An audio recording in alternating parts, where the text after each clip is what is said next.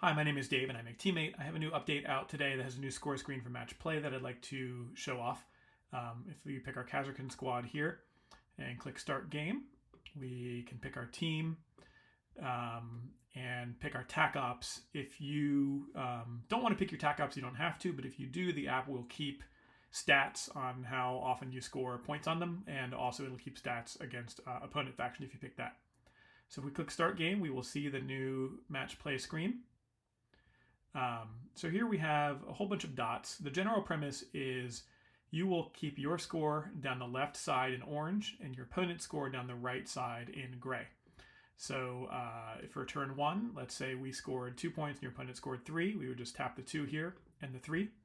If you want to clear your score or change it, you could tap the 1 to make it down to 1 or tap it again to make it 0.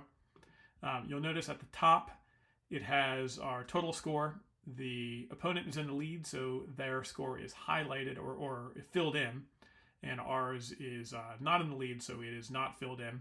And then we have scores by category, so primary, secondary, and battle ready. If we were to go on to turn 3, let's say we got 3 and 3, so we would just tap that.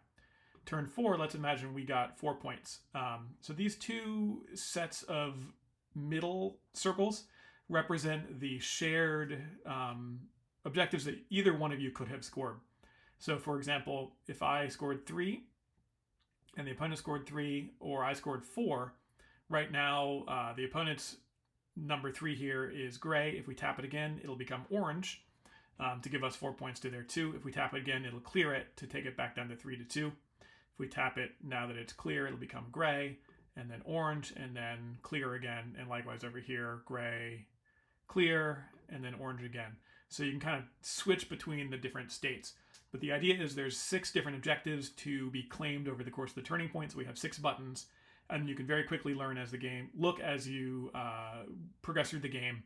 I got 2, 3, and 4. They have 3, 3, and 2. I'm up 9 to 8. Likewise, TAC ops work similarly. You'll see that the name of the TAC op is hidden to start with. That's so that if you were to show the score to your opponent, they wouldn't see which cards you've picked. But we can tap on it to reveal the name of the objective that corresponds to each one of the 3, and tap again to hide it. And then obviously once we score it, it is shown because you want to be able to see which one it is.